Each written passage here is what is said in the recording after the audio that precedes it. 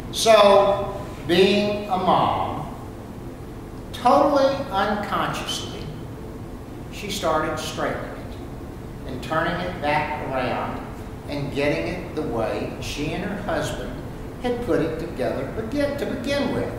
And she left them in the same order that Josh had found them, but she turned them inwards so that you could see the face outward, so you could see the faces of the wise men.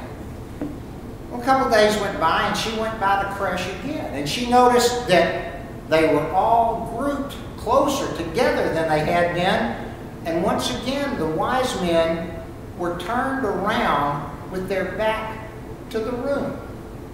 So once again, as a mother would do, she started straightening it and turning the people around, and she put them back the way she wanted them. And at that point, the little boy came in and she said, Mommy, don't do that. I put them like that. So she looked at him and she looked at the creche and she said, why? And the little boy said, well, the wise men came to see the baby Jesus, didn't they? Wasn't that their reason for coming? Then if they came to see the baby Jesus, they would be looking inward at the child and not outward at us out here in this room. Wouldn't they be looking at the baby? And the light bulb went off over the mama's head. And she didn't mess with it again when he redid it another time. That young man was so right. The wise men would have been looking at Jesus. Jesus was the reason that they had traveled so far to get to where they are. Of course, if we go to Niagara Falls, we're going to look at the falls. We're not going to turn around and look at the place of our Toronto pub. That's what we went for, is to see a destination. And these wise men had gone to the manger so that they could see Jesus. They saw him. Now, here's where conjecture begins to enter into it. You know, we don't know what they did with who they found. You know, we talked that there are three of them. We get that from the fact that they brought 3 gifts. But there's a long tradition that says there were as many as 12 of them, and that they scattered after they left throughout the world, with the majority of them going to Spain. And in Spain they spread the good news. But we really do not know. What we do know, what we know was their mission, their purpose, their destiny was to find that baby Jesus, to find that King, that mighty Messiah that was born in a stable and laid in a feeding trough. The wise men's goal, their purpose, was to find, to seek, and to find the King, Jesus. So, that's not all we learned, though, from them. There's a second thing I would have you think about as we go. Because what we learned is that while the wise men were seeking the child, the King, the baby Jesus, through that same child, through that same King, through that same Jesus, God was so busy. He was seeking us. God was seeking us. Now, Christmas isn't just a few days off of work. It's more than that. It's more than a few days out of school. And it's more than parties and presents and family gatherings. Folks, Christmas is the story of the beginning.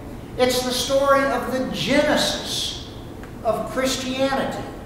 It's the story of the birth of salvation and the story of the birth of grace. And then it comes down straight to us. sitting here. It's the story of mine and your second chance. The way I look at it, it's the only way we can ever really make sense out of all of those unanswered questions. 3 or 12, what were their names, floating around in the world. This isn't a fairy tale. This is the thing that the world had hoped for, and the thing that they had wanted all the days of their lives. This is the one that we had hoped for and wanted all the days of our lives. The world just didn't know it until the world saw him, and the world heard him, and the world met him. Jesus, that baby in the manger, is the promise of God. There, lying in the flesh. And when those angels were flying overhead and they sang glory to God in the highest, and they sang peace on earth, goodwill to all people, those weren't just words of praise. That was a pronouncement of standing on the promises. That was a pronouncement of the promise of God. And it's God's promise that you and I, we can have all that God intends for his people to have. That's what the baby says. It's here, friends, for me. It's here for you. He says, I love you so much. I want you to have it all. For years and years, Hallmark greeting cards has said it so well. But it's just as effective today as when they began their logo. What's their logo? When you care enough to send the very best. When you care enough to send the very best. God cares. God didn't send something second rate. God sent his very best. And he didn't send it just for one day. He didn't send Jesus just for a year. He didn't send Jesus just for even a season or a particular time. God sent Jesus for every day that we walk the face of this earth. Think back, those of you that are roughly my age, and when I was a kid, one of the greatest things I wanted, one of my greatest wants, was to have one of those great big Lionel trains. I didn't want little HO train. That wasn't what I wanted. I wanted a big, with an orange Illinois Central engine on it. One of those big suckers. And I wanted one so bad, and I got one for Christmas. And I was so proud of it. And I was proud of that steam engine that you could put a little pellet down in. And when it started, you had two particular aromas. You had the aroma of the smoke coming out of there. And how many of you remember the electrical aroma out of a transformer that you turned that baby on and off, and it had a light on it too? Now, to a 7, 8, 9-year-old kid, you know, that's pretty cool. I can turn that dial and I can make that train go around that oval as many times as I want to. And it was just a delight. But one day, one of my friends came over, and he wanted to play with it. And he put it was on the track, and he started playing with the transformer, and he figured out the further to the right you turned it, the faster that puppy would go. And he kept turning, and he kept turning, and he kept turning, and the train kept going and going and going until it came to a curve, and then pow!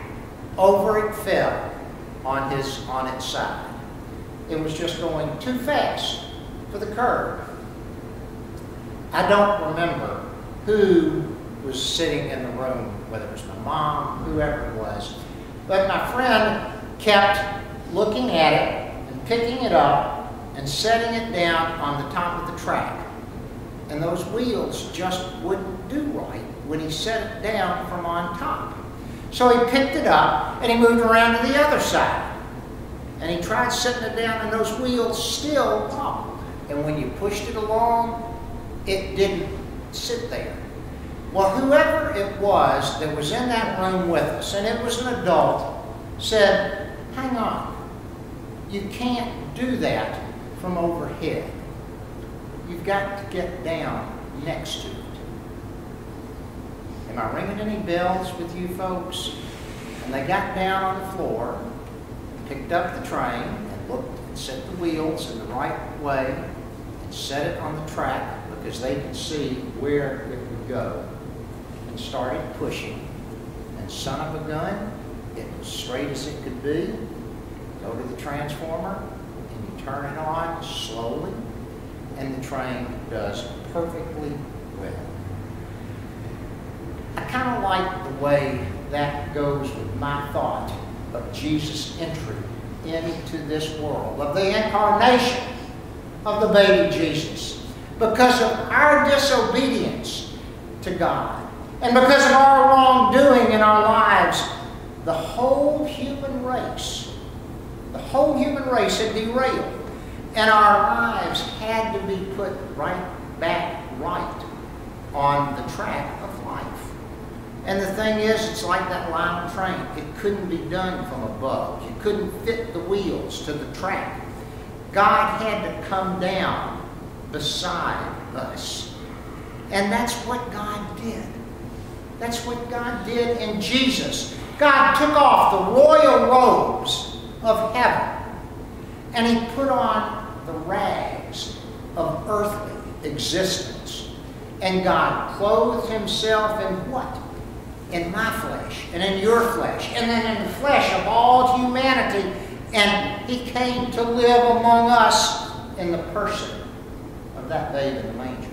He came to live among us in His Son, Jesus Christ. He came to help us from our derailment. It was through Jesus that God sought us and found us in order to show us and share with us God's unconditional love and His grace. And He showed it through two things: forgiveness and resurrection. That promise. Amy, how did you know to play Standing on the Promises this morning? That promise came wrapped in swaddling clothes. So the wise men's character reveals to us God's character. The wise men sought Jesus, and through Jesus, God sought us, so that God's promise in our lives would be fulfilled. Billy Strayhorn is a good commentator that I read a lot. And he tells a story about an Englishman. I wish John were here. Kind of tell him that I talked about an Englishman this morning that lived in Cambridge. The gentleman's name, was Bert Holloway. And every year, for 43 years, at 1 minute after midnight, he would hand his wife, Ethel, a love letter. And that tradition, that gift of a love letter that they started when they first married, carried on until he passed away. And before she passed away, Mrs. Holloway said that she treasured those love letters that she received all of her life, some 48 of them. Well, every time, at this time of the year that we've just been through, we celebrate the greatest treasure that's ever been given to humanity. It's that love letter from God that comes in the form of a baby wrapped in swaddling clothes. That is the character of Christmas. Christmas is that love letter that God sends to us every year at this time. The wise men sought Him, and through Him, God sought us. Well, here's the good news. The good news is God found us. He found every one of us sitting here. That star in the east was the light of the world. That star was Jesus Christ. The blessing is that star still shines brightly, and it still gives light to